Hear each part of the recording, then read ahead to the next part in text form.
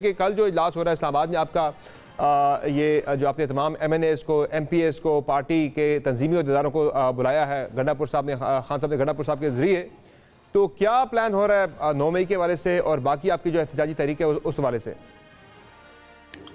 देखिए, कल की मीटिंग के बाद एलामिया जारी होगा, मगर ज़ाहिर है ये सारे हमारे एजेंडा पे शामिल हैं, ये सारे मामला। तो इंशाअल्लाह ताला हम होपफुल हैं कि हमारी पार्टी जो है वो बेहतर फैसले करेगी और ज़ाहिर खान साहब को मिलके अली अमीन गंडापुर साहब उनके ज़िम्मे को काम लगाया होगा पॉजिटिवली, तो उस हवाले से उन्होंने एतमाद में भी लेना है हमारी पार्लिमानी पार्टी को और साथ उनको जो हिदायत जारी करनी है या आपस में मुशावरत करनी है और उसके नतीजे में जो हमारा एक पर्पज़ है कि हम पाकिस्तान में आईन और एक तो आपका सर्कुलर भी चल रहा है, एक तो आपका सर्कुलर भी मेरी नज़रों से गुजरा है, एक आपका सर्कुलर भी पड़ा है मेरे सामने जिसमें ये प्लान किया गया जनाब कि 9 मई को पूरे पाकिस्तान के अंदर एहतजाजी मुजाहरे होंगे, रैलीज़ होंगी, जलसे होंगे और यानी कि जो MPA के लेवल की सतह पे जो कंस्टिट्यूएंसीज है वहाँ पे भी आप एहतजाज करेंगे, कुछ झंडे लेके निकलेंगे आपने जो है। तो इस पर कोई दोबारा कोई 9 मई पे आप एक नया 9 मई तो नहीं होने जा रहा दोबारा कोई? देखिए ना, हमने पहले 9 मई किया था। 9 मई का आगाज कहाँ से हुआ? एक रियासती दहशतगर्दी के जरिए, जब इमरान खान को इस्लामाबाद हाई कोर्ट से अगवा किया गया। वो SSG कमांडोज थे लोग कहते हैं या रेंजर्स थे, जो भी उनका नाम दें, और वहाँ नैब का एक वारंट एग्जीक्यूट कराने के लिए, हालांकि कोई नैब का नुमाइंदा वहाँ शामिल नहीं था। जब इस्लामाबाद हाई कोर्ट के को बुलाया नैब को, तो उन्होंने कहा था कि वारंट एग्जीक्यूट करा। सेक्रेटरी इंटीरियर आया, आपको पता है उसने कहा था स्टेटमेंट दीजिए, मैंने ये लेटर ही नहीं पहुंचा। इसका मतलब है रेंजर्स किस कहने पे आए थे हमें कुछ नहीं पता। तो सर मैं ये कह रहा हूँ कि वो जो भी हुआ था, देखे ना गिरफ्तारी हुई, गिरफ्तारी के अगले ही दिन जो है वो रिहाई भी हो गई थी एक आध दिन के बाद। तो उस गिरफ्तारी को लेके इतना ज़्यादा तरीके से आपने रिएक्ट किया, पूरे मुल्क के अंदर आप लोग निकल आए और तोड़फोड़ शुरू हो गई, हंगामा आराई शुरू कर दी। देखें, एक बात तो तय है कि एहतजाज करना हमारा हक था, है और हम अब भी हम करेंगे। मगर जिस तरह ब्लैक स्वान इवेंट के जरिए जो कुछ किया गया वो एक बदतरीन किस्म की दहशतगर्दी थी, और वो दहशतगर्दी कराने वाले PDM के लोग थे या एस्टेब्लिशमेंट खुद थी। उसके बारे में हमने कहा कि आप उसकी जुडिशियल इंक्वायरी करा लें। हमने तो बारहा एक बात मुतालबा किया। आप देखें समर साहब, मैं आपको बताऊं, आज भी सुप्रीम कोर्ट में जब ये लास्ट टाइम पिछले महीने में केस किया 9 मई के हवाले से, उन्होंने कहा जी लाओ CCTV फुटेजेस, कौन कौन लोग मुलव्वस थे। उन्होंने कहा जी वो तो हमजा कैंप की CCTV फुटेजेस खराब है। जब लाहौर हाई कोर्ट ने तलब किया, उन्होंने कहा जी आप GHQ की CCTV फुटेज। मेरा तो आपसे ये सवाल ये था जनाब कि आप कोई दोबारा 9 मई तो नहीं करने जा रहे, आप कह रहे हैं कि नहीं करने जा रहे, ना पहले किया ना दोबारा करेंगे। एक और बड़ा अहम मामला है, मुझे ये बता दें आपके ये जो आईनी तरमीम के बारे से काफ़ी इंपॉर्टेंट खबर चल रही है कि आईनी तरमीम आ रही है और उसकी तस्दीक कर भी दी है वज़ीर कानून ने भी कि जनाब चीफ जस्टिस ऑफ पाकिस्तान की मुद्दत मुलाजमत में तोसी के बारे से उन्होंने अगर इसकी तस्दीक नहीं की तो तरदीद करने से भी इनकार कर दी। राना सनाउल्लाह साहब भी वाज़े कर चुके हैं जनाब कि वाक़तन अगर ऐसा होता है तो बिल्कुल इसे सपोर्ट किया जाएगा कि चीफ जस्टिस की मुद्दत मुलाजमत में तोसी होनी चाहिए, चाहे वो टेन्योर बेस होती है या वो एज में जो है वो इजाफा करके होती है। तो किस तरह से तरीके साहब ने तो बड़ा स्ट्रांगली कह दिया भाई हम किसी सूरत भी सपोर्ट नहीं करेंगे इस चीज़ को, तो क्या करेंगे तरीके साहब? समर साहब, पहली बात तो यह है कि 3 दिन से पहले मेरे तमाम टॉक शोज में आप उठा लें, राना साहब या कोई भी नुमाइंदे हैं, उन्होंने सख्ती से तरदीद की कि ऐसी कोई प्रपोजल ही अंडर कंसिडरेशन नहीं है। और अब वो जिसको कहते हैं ना बिल्ली थैले से बाहर आ गई है, अब वो सब कुछ उगलने लग गए हैं। इसका मतलब ये हुआ कि मौजूदा चीफ जस्टिस साहब ने जो पिछला 1 साल कारकर्दगी दिखाई है, PTI को क्रश करने में एक रोल अदा किया है और इनको नवाज शरीफ को बेनिफिट देने में और हमारे केसेस ना लगाने की सूरत में जो इनको मफादात का तहफ़्फ़ुज़ किया है, तो उसकी सर्विसेज की खिदमात के बदले में आप उनको एक्सटेंशन देना चाहते हैं। ये तो मफादात का टकराव है, ये कन्फ्लिक्ट ऑफ इंटरेस्ट है और ये पर्सन स्पेसिफिक है। ये बिल्कुल नहीं होना चाहिए। अंदाजा या मालूमात है? मुखालफत करते हैं और करेंगे जी।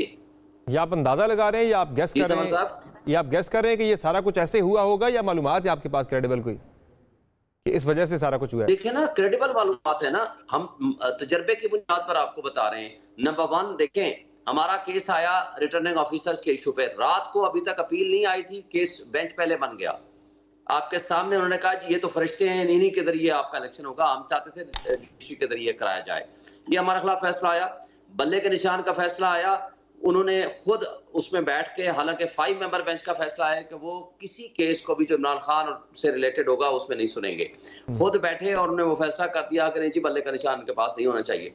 और पूरा पाकिस्तान ने, दुनिया के जुरिस्ट ने उसकी मुखालफत की। उन्होंने कहा कि पाकिस्तान के आइन को एक पार्टी के आइन के ताबे कर दिया गया, और वो आपके सामने फैसला है। फिर पिछले 1 साल से जो भी हमारे मुकदमात आए हैं, सारे के सारे मिलिट्री ट्रायल समेत एक केस भी उन्होंने फैसला नहीं होने दिया, ना केस फिक्स किया।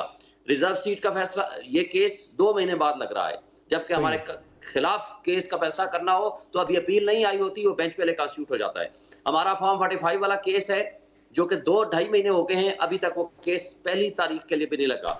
हमारा ह्यूमन राइट्स वायलेशंस का केस है, उन्होंने नहीं लगाया। हमारा लेवल प्लेइंग फील्ड का केस है, उन्होंने नहीं लगाया।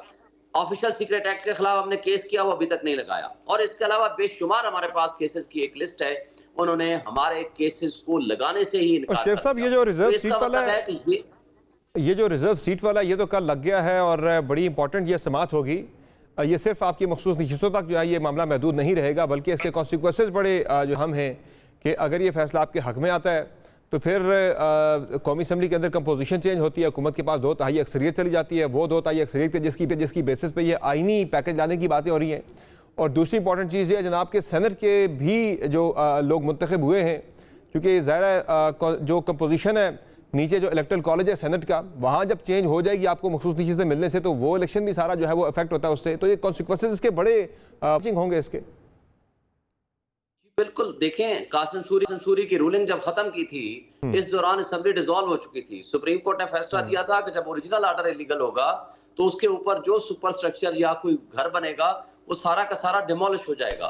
तो इसी तरह ये बिल्कुल इसका इंपैक्ट आएगा। पाकिस्तान ने दुनिया की कोई तारीख उठा लें कि इस तरह का फैसला इलेक्शन कमीशन ने किया हो और उसको पेशावर हाई कोर्ट ने भी स्टैंप कर दिया है बगैर देखे, ये बिल्कुल इलीगल ऑर्डर है। आर्टिकल 51 बड़ा क्लियर है। लेकिन आपकी पार्टी में एक बहस इस पर रही है शेख शाहीन साहब, आपकी पार्टी के अंदर एक बहस रही है और आपकी पार्टी के वो लोग, पर्टिकुलरली वो अली जफर साहब जिन्होंने कल जाके आपका केस प्रेजेंट करना है सुप्रीम कोर्ट ऑफ पाकिस्तान में, वो पब्लिकली ये कह चुके हैं कि तहरीक इंसाफ का सुन्नी इत्तेहाद कौंसिल के साथ इत्तेहाद का फैसला गलत था, कि भाई ये पार्टी जो इलेक्शन ही नहीं लड़ी उसके साथ हमने इत्तेहाद कर लिया मखसूस नशिस्तों को लेकर, तो वो इस फैसले को गलत करार दे चुके हैं। वो कैसे कल जाकर डिफेंड करेंगे, कोई नया डिफेंस लेके आ रहे हैं वो कल? पहली बात तो यह है कि अली जफर साहब को ये स्टेटमेंट देने का कोई इख्तियार नहीं। वो एक इंडिविजुअल कैपेसिटी में अगर उसने स्टेटमेंट दिया है तो ये गलत स्टेटमेंट है। दूसरी बात यह है कि पार्टी पॉलिसी के मुताबिक हम फैसला किसी एक पॉलिटिकल पार्टी के साथ करें या दूसरी पॉलिटिकल पार्टी के साथ करें, ये कोर कमेटी का या इमरान खान का फैसला हो सकता है। इंटरनली हमसे गलतियां भी हो सकती हैं, हमारे फैसले दुरुस्त भी हो सकते हैं, लेकिन वो लीगल कॉन्सिक्वेंसेस की बेसिस पे ही वो कह रहे थे कि गलत फैसला हुआ था। वो सियासी तौर पे नहीं, वो लीगल कॉन्सिक्वेंसेस को देखते हुए कह रहे थे गलत फैसला हुआ था। मैंने कहा ना कि उनकी ओपिनियन गलत है, वो पार्टी पॉलिसी नहीं है, किसी एक शख्स की पर्सनल ओपिनियन है। तो दूसरी बात ये बताऊं, आर्टिकल 51 बड़ा वाज़ेह है। वो ये कहता है हर पॉलिटिकल पार्टी का जो ड्यू शेयर है उनको वो मिलेगा। ये कहां लिखा हुआ है कि जो एक पार्टी अपना शेयर लेने के बाद बाकी मजीद भी शेयर उनको दे दिया जाए? ये कोई बंदर बांट तो नहीं है, ये कोई खैरात तो नहीं है, ये कोई तोहफा तो नहीं है कि इलेक्शन कमीशन की अपनी मनमानी है, अपनी मर्जी है, वो दे दे। इलेक्शन जो पर्पस है, जो एक इंटरप्रिटेशन है या intention of law making authorities का जो है वो ये है कि जो एक खवातीन और माइनॉरिटीज की एक नुमाइंदगी मिलनी है और उनकी नुमाइंदगी मिलेगी उनके प्रोपोर्शनेट शेयर से।